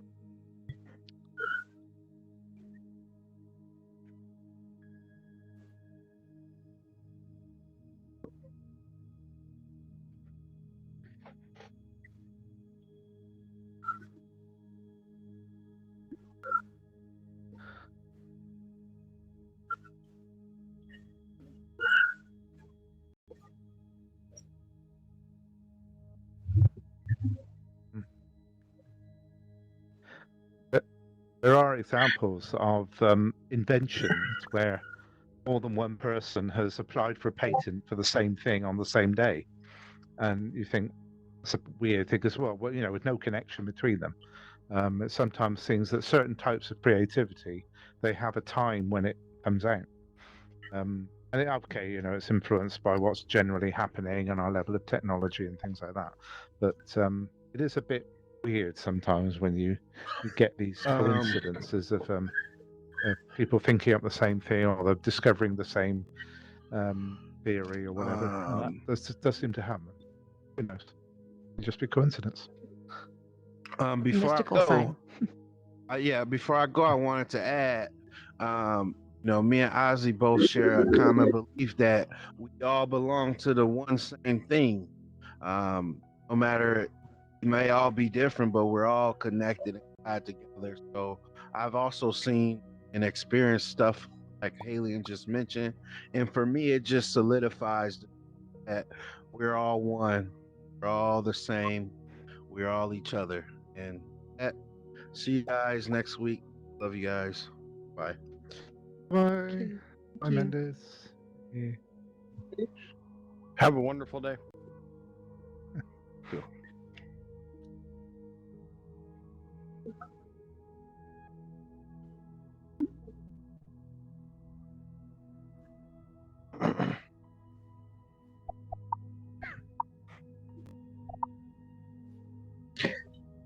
Yeah, sure. When we were talking about like oneness, like it's true that I think we share like this world together. But I think when we talk about us as like beings, I think that we're completely unique from each other. So in philosophy, there's this concept of the monad, which someone named Gottfried Leibniz coined in like 1716.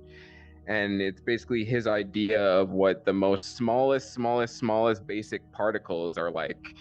And so his idea is that these basic particles are actually just minds because they share all the characteristics of a mind.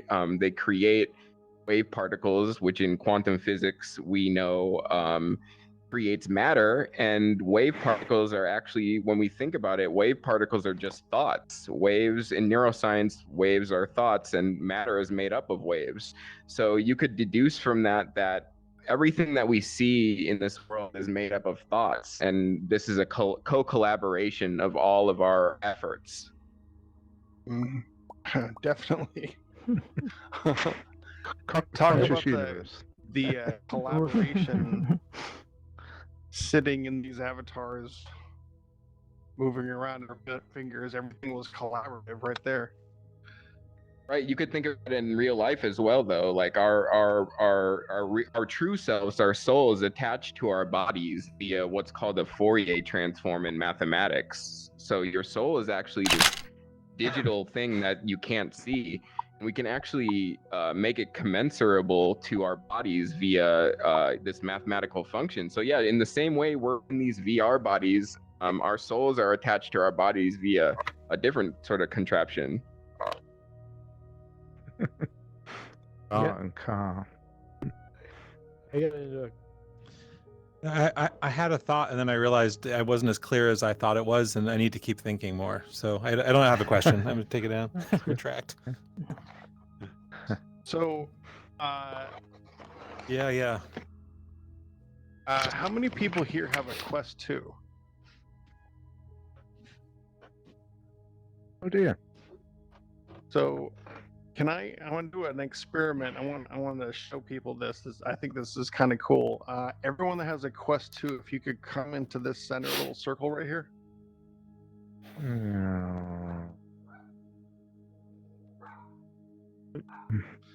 So look at your little avatar and don't actually press any buttons, but press the little space on the side of your controller. See how your thumbs move in?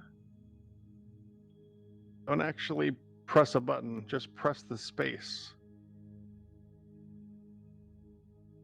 So that's actually picking up your frequency. That mechanism that you're seeing right there where your thumb is moving in, it's not picking up on anything. It's literally picking up on your spirit. If your spirit didn't exist, that thumb movement would not even operate. My thumb's not moving, so I've got no spirit, I'm afraid. I don't think it's a spirit Well, protection button. No, I'm dead. Every single person, every single person it works on.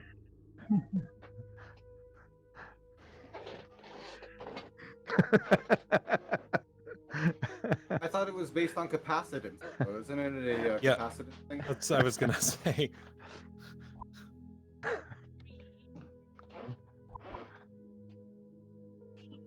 Jeez.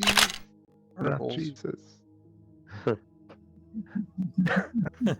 Graph Jesus.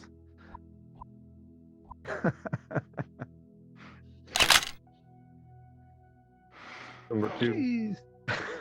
Oh. What did you do?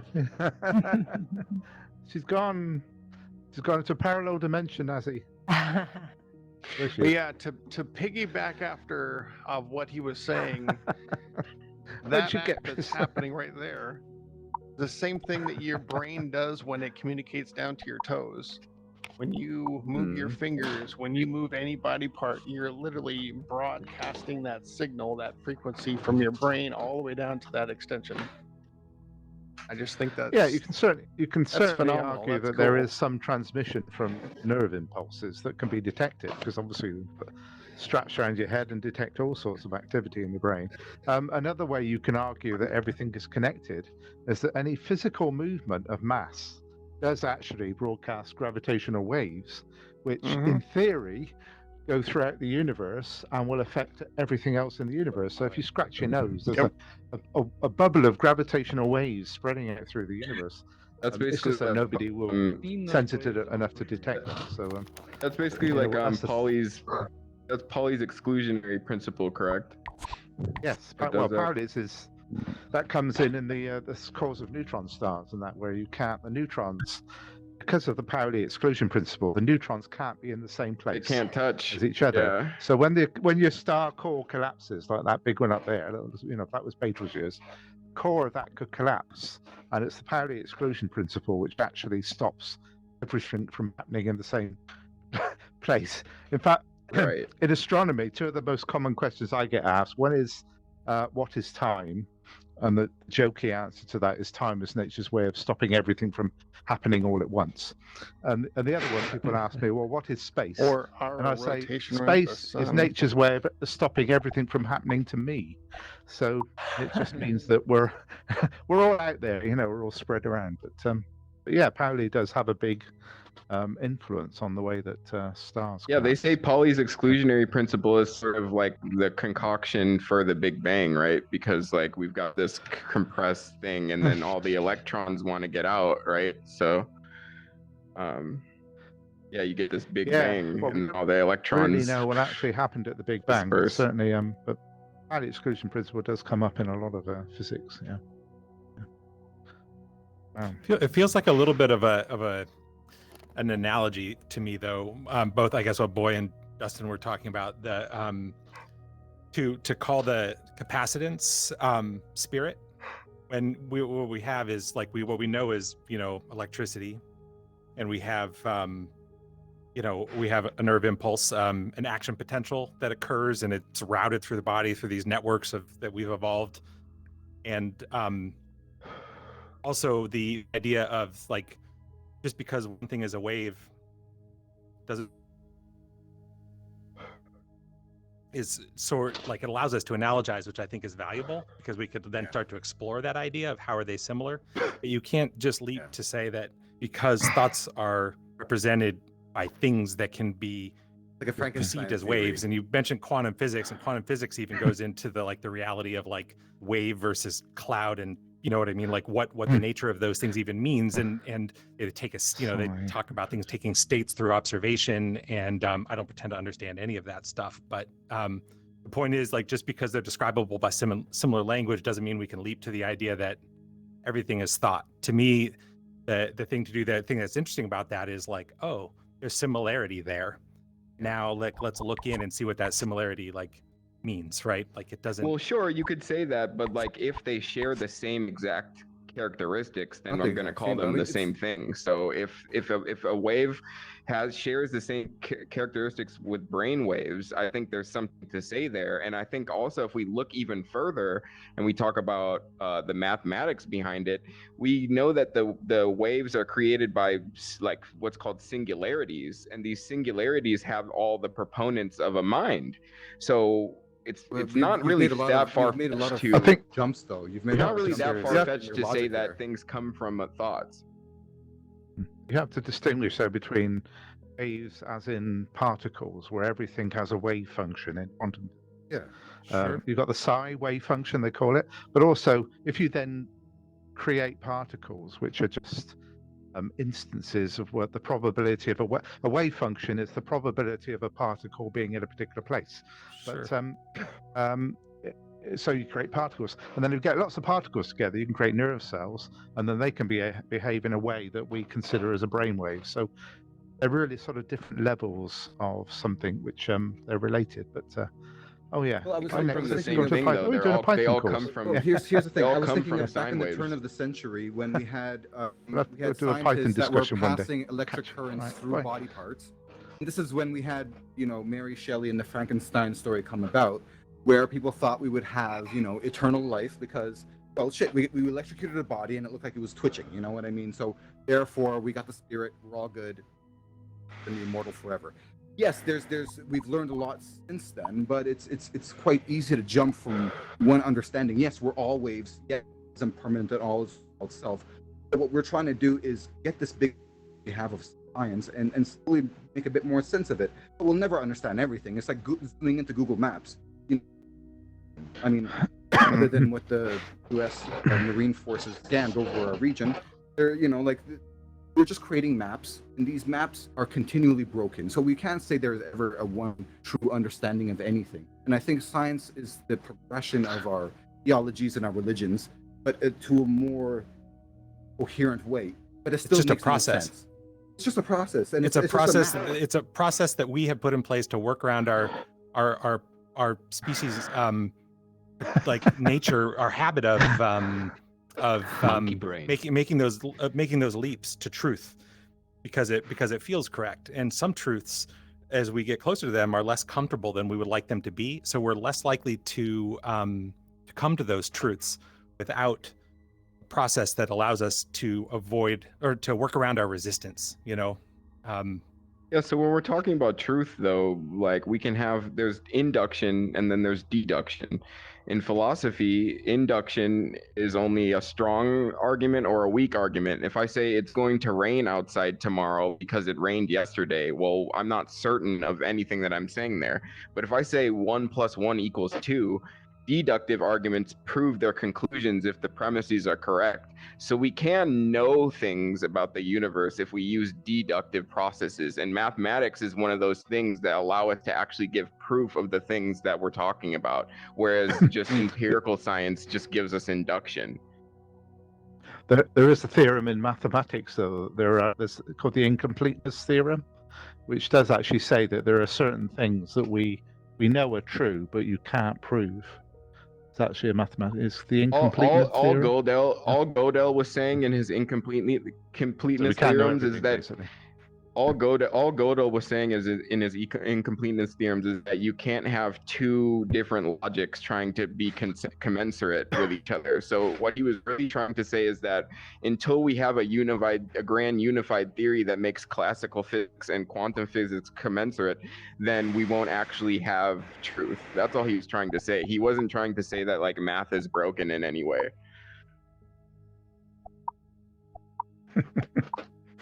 This picture has he? How's it going to say here?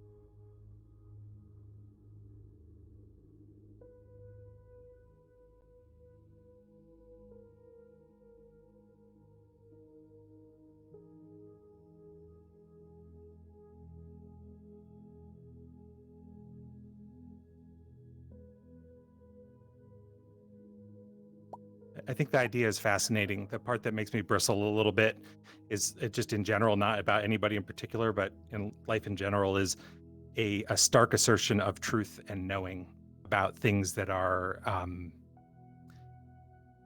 very difficult to know truly. And we have, quote unquote, known things to be true throughout the entire existence of our culture, species, all of it, that we not only don't believe anymore, but that we think are reprehensible and disgusting, and but at some point, somebody knew them to be true and right and righteous, and to the point that they would like kill other people, or just like they believed in those truths so much. And nowadays we look and we think rational people who are good don't think those things, because those things are horrible. And so I'm not saying that all assertions that feel a little bit like they have a leap in them are that way. I'm just drawing that connection between, like, it's the same thought process. If you break down the reasoning and the presentation, it's that. And I think that's a thing to be careful of. Well, actually, I think like what I would definitely have a contention with what you're saying, because when we talk about people in the past, they weren't using mathematics like I'm talking about. And when I spoke about induction versus deduction, they were making all their arguments based off of induction. So they were actually never certain about what they were saying. So when you say they knew that the things were right and wrong, they actually didn't know. They were just guessing. They didn't. And so when we talk about mathematics, sorry. And so when we talk about mathematics, these are all deductive proofs, which, again, if you just look it up in philosophy, they prove conclusions if the premises are correct. And so if you're in mathematics, when we're working with premises, they're all correct because they're just numbers. So that's why when we have an equation for gravitational force, we can.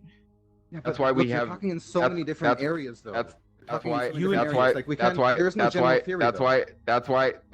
we have a mathematic formula for gravitational force, NASA can use it to take pictures of like planets and shit. It's because the math is actually proving what it's saying. No one is disagreeing with math in general. We understand how math works and deductive logic as well. What we're trying to say, though, is we've made these errors before, where every time a new generation comes about, our arrogance in that we know what the fuck is going on right now takes hold of us, and we're like, this is the truth, the epidemic, this is the truth, one truth. There is no one truth. We know. Yeah, but those people weren't using deduction. That's the difference. Hey, you introduced yourself to this group as a representative of a religion, and since that's fine, and it's a totally valid place to come from, and a place that I'm interested in hearing about. But since that moment, you have talked about math and science as with a very stark presentation of truth, again, to use that same, and you haven't discussed your the religious component, and to me, I think this is the difference, is that the open-minded observation, the looking for questions, and the movement toward answers rather than the leap toward hard belief of a thing. That's the difference between the religious and intuitive and exploratory thought, which is valid in its own way, and the scientific method, which is its own thing, separate from those things. And the leap to the truth. There's not really a separation. math and science Exactly. is the religion of that day. Exactly. I don't agree. I just Exactly. totally disagree. Historically, Exactly. everything that we understood from a mathematical perspective and everything that we understood from a scientific perspective became a religion of that. Mathematics informs everything. Math informs all sciences. Science is a process, and I'm saying you're not following the process. That's all I'm saying. You're following a religious process. I am if I'm Most using fundamental- mathematics, which But you're informs using science. language So I am. improperly. Therefore, you're not using mathematics to communicate with us right now. You're using language, and you're doing it very poorly. And then Sort of one doing the thing formula. to understand. That's not what you're doing. I don't know what you're saying. Hold on one second. One thing you have to understand that we're basing things on the epigenetic process that the universe is dealing with us in this planet, on this solar system, within this particular given environment. Let's say that we meet another alien race. Their math is not going to be the same math as our math because they have a complete Yes, it will. Mathematics Yes, is even wider than They existence. come from a different It's wider planet than the with a universe. different You have circumstances. mathematics without anything existing at all. They're going to have a different perspective You can't. on Math on is part of reality. So an alien yes. species No, would use our reality is math. part of mathematics. That's a fundamental question. You might want to bring that But up. they there. will. But you they can have will have a different mathematics interpretation without of it. any existence at all. You 'Cause can we- create exactly, we mathematically have- universes that don't exist. We have You know. we have people Exactly. here on this earth that argue about So the existence is concept part of of math. mathematics. So you can use mathematics to I describe don't know what point existence. of that question the answer is, but no one. No, but what I'm saying is, given the environment, given the the environment that we actually live in, dictates a lot of what we perceive as right and wrong and true and mathematical and scientific. Given the environment that we live in, has a lot of influence on what we perceive things. For instance, Oh if yeah, I were yeah. to go But to I was saying if I were to go to that someone the that's aliens from would India, have the same mathematics that we have. Is what I'm They getting. would. not They not would, yeah. necessarily. They might No, they have definitely a different would. spinning planet. They might would. It's a have religion different again. amount of. They No, might he's have a saying it too, different- and he's not in the They religion. might have a different set I of think moons. 2 + 2 They equals might have a 4. This on is any the planet, astrophysicist Different talking. forms. Remember? They could have completely I've lost track different of who's saying what. concepts and completely different concepts of math than we They do. may well have. Yeah, well, they may well know Based on bits their of maths that own we don't know about, experience. and they may have They'll have discovered some bits that different we have. symbols, but the math will It's be all the part of the same same. mathematics. Yeah, we don't know Yeah, all the they'll have maths, do different we? We only know symbols, bits but of it. You know. right. Oh yeah, that's just the I mean, expression, but the what math if underlying what mathematics if is no they're different. spinning around their Earth isn't the same timeline that we have? What if it takes 2 years to go around a planet? Well, But that's from the that same physics. perspective, they're going to have a It completely would be the same different physics, right? concept. So yeah. It's going to be the same in physics, but they're going to come to us Yes, with a well, the completely math is different going to be the concept than same. we do. The You, math that's will not. That still doesn't check make sense. out. If the physics is the same, then the math would be the same. That doesn't. I don't understand what you're saying. But I'm And saying vice their versa. perspective is going to be a little bit different. For instance, The if you symbols will talk just to be some- different. Well, hold on. If you talk to someone from India, specifically, What would you say? Yeah. if Of I course, bring perspective is if always I different bring from everybody a because we all zero, have a different. if I bring a zero We're all and I in a say, different what is place, a aren't we? zero? A zero to me and a zero to someone that is grown up in Indians math in invented India zero. is completely different. Zero in India would be infinite. So if I take and I times No. it by zero in our math, 1 times 0 equals what? Wait, so you think in other countries math is different to other people? It's a different Yeah, it's not, perspective. no. So They don't for- get different for a person- answers in different countries. Zero I'm is the sorry. same in India as 1 anywhere. times 0 is They infinite. invented it. It's infinite. People in India do not get different answers to that equation. I'm I mean, sorry, there I are don't know different what you're types of talking about. infinity. There's more than one type No, of they don't. infinity. The question is plus infinity the same as minus infinity? So infinity itself, So there are the more than one concept type is of the infinity. breakdown of Zero, I 1 think, is the same to everywhere. 0 is infinite. It's But a different concept. zero It's divided not by that zero, the math is wrong. you can It's the interpret that idea in different behind ways. it that is actually slightly it's different indeterminate between in one mathematics. person's perspective and another person's perspective. My perspective, it could be 1, times 0 equals 0. But if I go elsewhere, they're going to say 1 times 0 is infinite, because the infinite breakdown of No, 1 can I don't always think so. be infinite. Yeah, that's One definitely divided not by true. 0 is infinity. One divided by 0, or anything divided by 0, except arguably infinite. 0 divided by 0 is mathematically indeterminate. Any other number, any But I'm non-zero saying number alpha divided by infinity when 0 you is do the infinity. concepts And then may there are be different different types of Can someone infinity. break the loop? So- Break the loop. from their We're stuck in an perspective to infinite our loop. perspective. And So that's my head's always going to gonna be explode. different. My headset's going to explode. I don't know what this guy's trying to say, but yeah. Yeah, Everyone anyway. has a